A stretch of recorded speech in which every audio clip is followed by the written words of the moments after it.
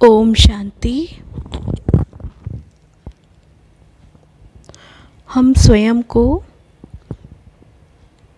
कैसे आशीर्वाद के योग्य बनाएं, या यूँ कह सकते हैं कि भगवान के आशीर्वाद हमें कैसे मिले।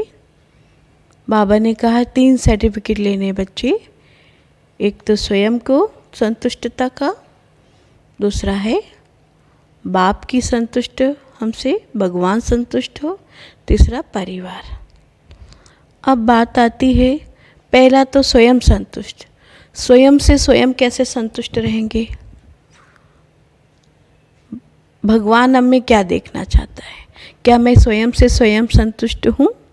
स्वयं के पुरुषार्थ से या स्वयं की सोच से? क्योंकि आज के समय में इंसान सबसे ज़्यादा अगर वो हारता है तो अपने मन से हारता है। अपने मन को हम कैसे जीते, उसका तरीका क्या है? रोज भगवान के महावाक्य सुनते, फिर भी मन जो है वो मनमानी करता रहता है या पुराने संस्कार के अनुसार चलता रहता है। तो उसका कारण है, कहीं न कहीं हम मन को दृढ़ता से मजबूत नहीं कर पाते, या मन में हमारे विल पावर की कमी है, या यूँ कह सकते हैं कि मन जो है वो सुनता तो है लेकिन करता अपनी मन की है। तो आज से मुझे क्या करना है, थोड़ा सा अपने ऊपर भी ध्यान देना है कि मेरा कल्याण किस में है, मुझे आत्मा का कल्याण किस में है। भगवान की श्रीमत पर चलने में कल्याण है, लेकिन मनमत जल्दी से हो जाती है। श्रीमत पर बाबा की याद नहीं रहती और मनमत जो है वो संस्कार के अनुसार ऑटोमेटिक हो जाती है। तो इसलिए हम ये सर्टिफिकेट भी कहीं ना कहीं हम नहीं ले पाते हैं। तो लेने का तरीका यही है कि जितना सुबह से लेकर शाम तक बाबा ने जो हमें श्रीमत दी है, चाहे अमृत वेला हो, चाहे मुरली हो, चाहे हर कर्म में बाबा की याद हो, तो मुझे कहीं ना कहीं बाबा की आशीर्वाद लेनी है, ब्लेसिंग लेनी है। और ब्लेसिंग लेने के लिए पहले तो हमें अपने, कई बार होता है ना कि कोई कोई भावना श्रेष्ठ होती है पर शब्द ठीक नहीं होते हैं, तो इसलिए मुझे दोनों ठीक करना है, शब्दों को भी ठीक करना है और भावनाओं को भी ठीक करना है। भावना तो रोज़ भगवान ठीक करते हैं और शब्द हमें रोज़ अपने आप को डिवाइन बनाना है, प्रैक्टिस करना है। मैं एक डिवाइन आत्मा हूँ, मैं एक दिव्य आत्मा हूँ। तो जब हमें आत्मा, क्योंकि जो भी प्रॉब्लम है समाज में वो सारी का रिजल्ट यही है, बॉडी कॉन्शियस। आज हम अपने धर्म के कॉन्शियस में रहते हैं, जाति के कॉन्शियस में रहते हैं, पैसे के कॉन्शियस में रहते हैं, या फिर कह सकते हैं हमारे पास प्रॉपर्टी बहुत है उसके भी कॉन्शियस में रहते हैं, बहुत पढ़े लिखे हैं उसके कॉन्शियस में रहते हैं। पर क्यों नहीं अपने आप को ये सच्चाई एक बार पढ़ाते कि ये जो हमारे कॉन्शियस हैं देह से संबंधित, ये सारे यहीं छूटने वाले हैं। बच्चे भी छूटना है, घर भी छूटना है, संबंधी भी छूटने जाने हैं। फिर क्या रह जाएगा, साथ क्या जाएगा? बचा कौन? मैं आत्मा। शरीर भी इवन यहीं छूट जाना है। कितने कहानी सुनाते हैं कि एक बार एक लड़का था, उसके पिताजी शरीर छोड़ने वाले थे, तो उन्होंने एक पर्ची में लिख दिया कि बेटा, ये एक पर्ची दिया, बोला मेरे मरने के बाद ये पढ़ना। तो जब पिताजी ने शरीर छोड़ दिया तो बच्चे ने वो पर्ची निकाली और पढ़ा। उसमें लिखा था कि अलमारी के अंदर एक बहुत पुराने सॉक्स रखें, वो जो है वो मुझे शमशान घाट में पहना देना, मैं वो अपने साथ लेके जाना चाहता हूँ। तो भाई बच्चे के को पिताजी का जो ऑर्डर है, पिताजी की जो अंतिम इच्छा है वो मानना है। तो बेटे ने वही किया, लेके गया। तो जब पंडित जी ब्राह्मण जब पूजा पाठ करते अंतिम संस्कार के लिए, तो बोला नहीं भाई ये भी नहीं पहना सकते, ये भी हटाना पड़ेगा। बोला नहीं, ये तो पिताजी की अंतिम इच्छा है कि इसको इनको लेके जाना है, तो वो तो ज़रूर लेके जाएंगे। तो भी नहीं माना। ठीक है भाई, पहनाओ। घर से तो पहना के उड़ा के ले गए। आखिर भी अंतिम संस्कार अग्नि देने से पहले वो भी निकाल दिया। तो पिताजी अपने बेटे को क्या पाठ पढ़ाना चाह रहे थे? यही शिक्षा दे रहे थे कि बेटा, एक पुरानी शौक़ तक मैं नहीं लेके जा सकता हूँ साथ में, जो मैंने इतना महल, घर, पैसा जो कमाया, सब यहीं का यहीं छूट जाता है। तो हमें भी अपने जीवन में भूल क्यों जाते इस बात को कि जबकि देखते भी, जब फैमिली मेम्बर में या घर में, परिवार में, पड़ोस में कोई शरीर छोड़ता है तो क्या उस समय मन में थोड़ी देर के लिए आता है, देखो सब कुछ तो छूट गया, सारी ज़िंदगी दौड़ते रहे। तो इन बातों का मुझे ध्यान रखते हुए, सब कुछ रहते हुए, जनक का मिसाल क्यों देते बाबा? जनक परिवार में रहते हुए, सब कुछ करते हुए उसने किसी से अटैच नहीं था। हम क्या करते, रोज़ सुनते हैं लेकिन फिर एक एक चीज़ से अटैच हो जाते। सबसे पहले तो अपनी देह से अटैच्ड हैं कि अपने को क्या समझते, देह से भी बहुत प्यार है, फिर देह की वस्तुओं से भी बहुत प्यार है, देह के संबंधों से भी बहुत ज़्यादा प्यार है। तो ये सब हमारे क्या है, आत्मा की एनर्जी को बंधन में बांधते हैं। ये जो सारे हमारे लगाव झुकाव जो हैं, तो इसलिए कहीं ना कहीं हम लटके रहते, भटके रहते, अटके रहते, है ना। लटकना, भटकना, अटकना, इन्हीं में ज़िंदगी कट जाती है। जीवन का मर्म ही नहीं समझ पाते। जीवन का मर्म कम समझेंगे जब जीवन के सत्य स्वरूप को सिर्फ जानना नहीं है, लेकिन सत्य स्वरूप को पहचानना भी है। पहचानना माना उस स्थिति में रहना। जब हम उस स्थिति में रहेंगे तब जीवन में हम खुद को ब्लेसिंग दे पाएंगे। तो खुद को ब्लेसिंग देने का तरीका, खुद कब संतुष्ट होंगे? देखते ना, कोई अगर आपसे दुखी हो, अगर किसी को आपने कुछ कह दिया हो, कोई आपसे परेशान हो, तो मन अपना भी असंतुष्ट रहता है कि हमने ऐसा क्यों किया। तो धीरे धीरे खुद को गिल्टी फील होती है। तो क्यों नहीं हम उस कर्म का रिजल्ट पहले सोच के करें।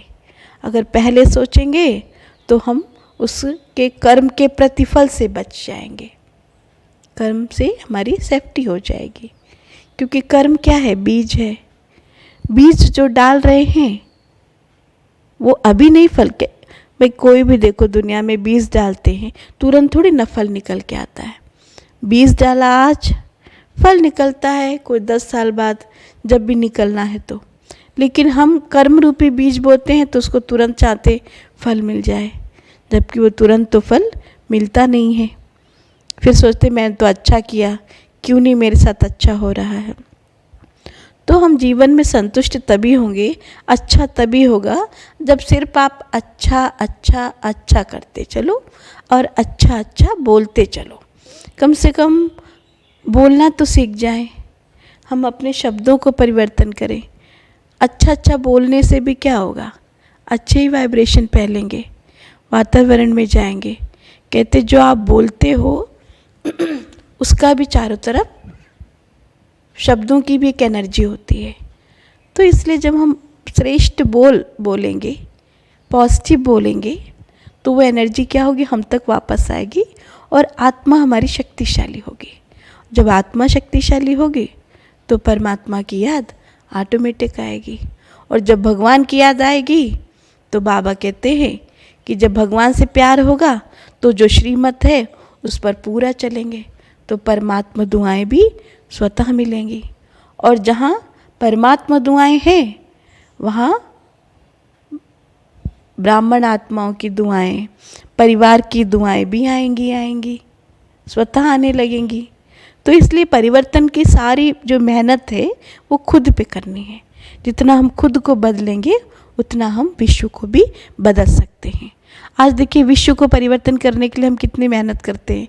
भगवान ने नारा दिया स्व परिवर्तन से विश्व परिवर्तन, लेकिन सबसे ज़्यादा मेहनत किस में है?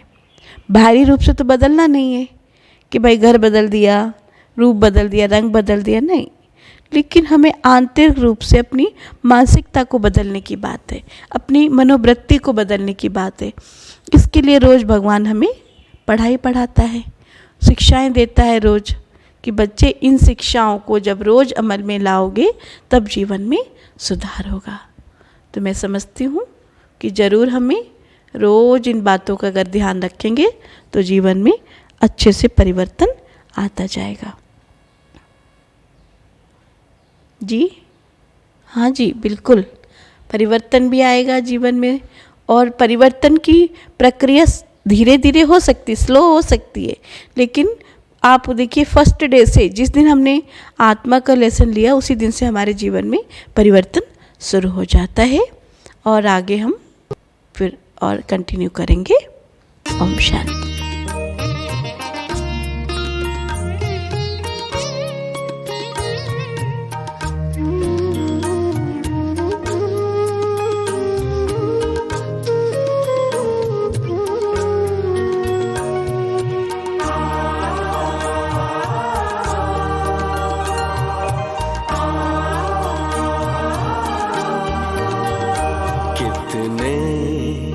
भाग्यवान हम, भगवान हमसे मिलने आते। कितने भाग्यवान हम, भगवान हमसे मिलने आते। अपने जैसा हमको बनाने, अपने जैसा हमको बनाने मीठी मुरली रोज सुनाते। कितने भाग्यवान हम, भगवान हमसे मिलने आते।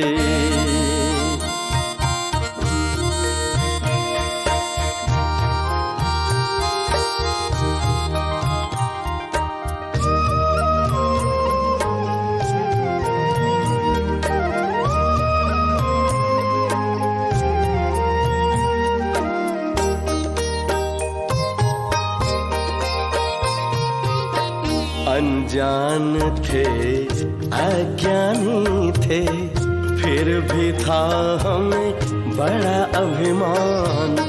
पहचान दिया कौन है हम, देकर आदि अंत का ज्ञान। कर्मों को सुकर्म बनाने, कर्मों को सुकर्म बनाने शुभ सोचना हमको सिखाते। कितने भाग्यवान हम, भगवान हमसे मिलने आते।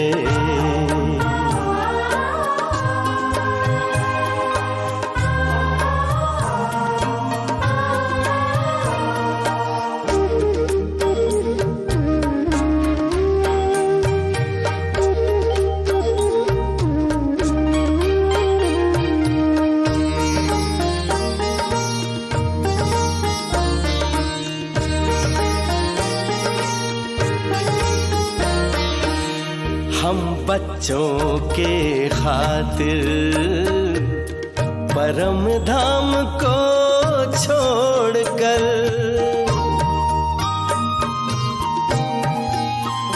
हाँ हम बच्चों के खातिर परम धाम को छोड़कर शक्ति सिद्धि लुटाते।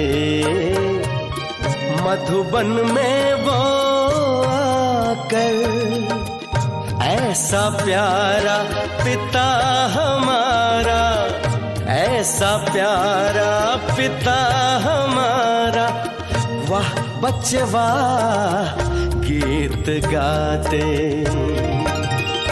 कितने भाग्यवान हम, भगवान हमसे मिलने आते।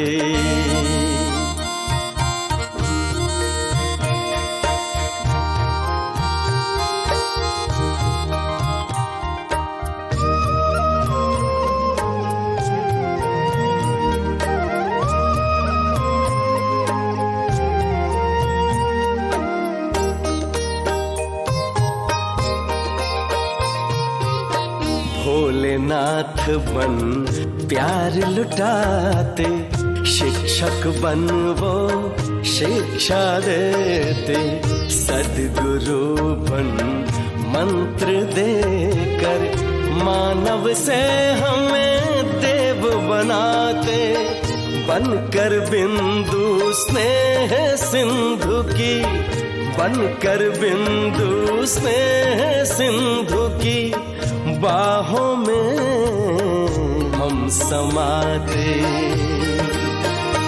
कितने भाग्यवान हम, भगवान हमसे मिलने आते।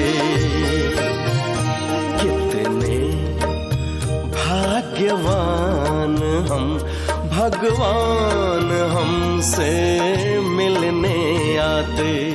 अपने जैसा हमको बनाने, अपने जैसा हमको बनाने मीठी मुरली रोज सुनाते। कितने भाग्यवान हम, भगवान हमसे मिलने आते। कितने भाग्यवान हम, भगवान हमसे मिलने आते। कितने भाग्यवान हम, भगवान हमसे मिलने आते।